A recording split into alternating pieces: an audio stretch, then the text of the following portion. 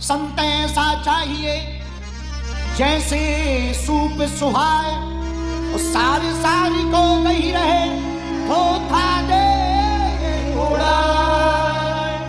साधु ऐसा होना चाहिए जो सार को रख ले थोथा को उड़ा दे। और कान भी ऐसे ही होने चाहिए कि सार सार की बात सुन लेनी चाहिए और बिना बेकार की बात को इग्नोर कर देना चाहिए।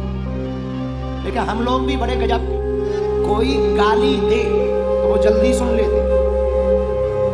भैया क्या गजब की बात, हम ये कहना चाह रहे तुम्हें कि हम लोगों के कान भी विचित्र हैं, बेकार की बात जल्दी सुन लेते हैं, काम की बात बड़ी देर से सुनते। अच्छा काम की बात क्या है? काम की बात है आत्मा को परमात्मा से मिलाना चाहिए। कई महात्मा चिल्ला रहे, हम भी चिल्ला रहे, रामायण भी कह रही, गीता भी कह रही, पर बार बार कथा सुन करके भी तुम्हारा मन भगवान में नहीं लगा, ये काम की बात छोड़ दी। अभी हम कह रहे हम वशीकरण मंत्र बताएंगे।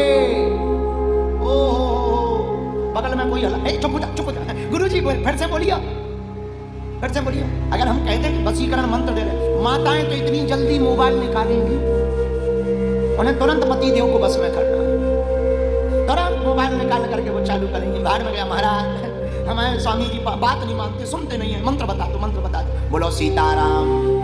पर गणेश भगवान से विनती कर रही माता जानकी गणेश जी से, क्योंकि इनके सूपा जैसे कान हैं, सूपा जैसे कान बड़े बड़े हैं भैया।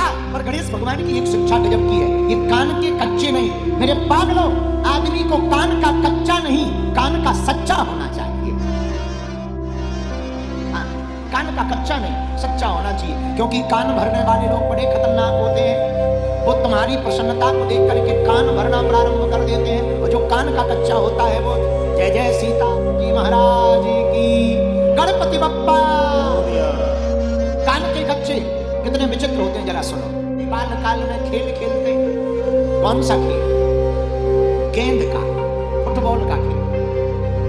अब फुटबॉल का खेल खेलते राम जी तो दो पार्टी चाहिए, एक विरोध में एक पक्ष में। लक्ष्मण जी से कहा तुम हमारे विरोध में, लक्ष्मण जी बोले भाड़ में गया, खेल हो या ना हो हम आपके पक्ष में, विपक्ष में खड़े नहीं हो सकते, आपके पक्ष में खड़े होंगे, सामना नहीं कर सकते, पक्ष में खड़े हो। राम जी ने भरत जी को कहा नहीं कि तुम विपक्ष में खड़े हो जाओ, आंखों से ही इशारा समझकर भरत जी विपक्ष में खड़े हो।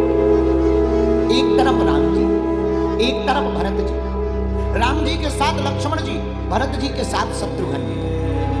अब फुटबॉल का खेल शुरू हुआ। राम जी ने गेंद को फेंका, भरत जी ने गेंद पकड़ी और जोर से लात का प्रहार राम जी की तरफ गेंद पर कर दिया। फुटबॉल राम जी के सामने जैसी गेंद आई तो राम जी ने गेंद के ऊपर, फुटबॉल के ऊपर चरण का प्रहार नहीं किया, दोनों हाथों से फुटबॉल को उठाकर हृदय से लगा दिया।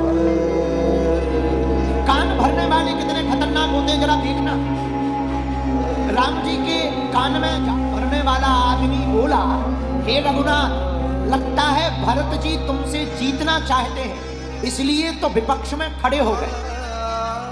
राम जी कान भरने वाले की बात में नहीं आए, कान भरने वाले से बोले सुना भैया, ये जो प्रश्न तुमने हमसे किया है यही भरत जी से जरा करके आओ। जब कान भरने वाला भरत जी के पास गया, भरत जी क्या तुम राम जी से जीतना चाहते हो? अरे देखो तो राम जी तुमसे बिल्कुल प्रेम नहीं करते, वरना तुम्हें अपने पक्ष में ले लेते, तुम्हें विपक्ष में खड़ा कर दिया। सबसे ज्यादा राम जी तो लक्ष्मण जी से प्रेम करते हैं। में आंसू आ गए। और क्या गजब के संत हैं भरत, रोते हुए बोले भैया हमें कोई फर्क नहीं पड़ता, हम चाहे पक्ष में रहें या विपक्ष में रहें, हमारे प्रभु का खेल पूरा होना चाहिए, चाहे इस तरफ रहे या उस तरफ रहे, खेल पूरा होना चाहिए, हमें पक्ष या विपक्ष से मतलब नहीं। ओह पर अब कान भरने वाला राम जी की तरफ आए, क्यों? भरत जी ने जवाब दे दिया, हाँ जवाब तो दे दिया, पर राम जी को फिर भरा।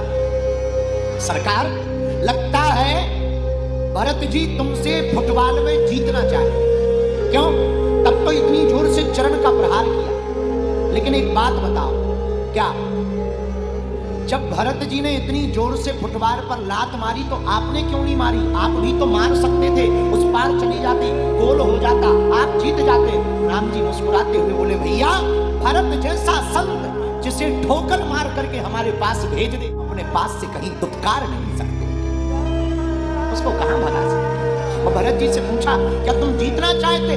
भरत जी बोले भैया हमने फुटबॉल पर जोर से, अरे पागल है जिन चरणों को पाने के लिए बड़े बड़े अमलात्मा विमलात्मा महात्मा तप करते हैं, त्याग करते, जप करते, यज्ञ करते, तब चरण मिल पाते हैं। तुम उन राम के चरणों को छोड़कर आई है। ऐसे लोगों को तो जोर से लात मार करके तरफ भगा देना चाहिए। ये कान भरने वाले कान भरने आए, पर राम का और भरत का कुछ नहीं। इसलिए भैया कान भरने वाले लोग बड़े खतरनाक होते हैं, इनके चक्कर में मत पड़ना। पर गणेश जी से सीखना, कान बड़े हैं, कान का कच्चा नहीं, कान का सच्चा होना चाहिए। जो तुम सुनोगे वही तो बोलोगे। जो गायक होते हैं उनको एक दिक्कत होती है, क्या?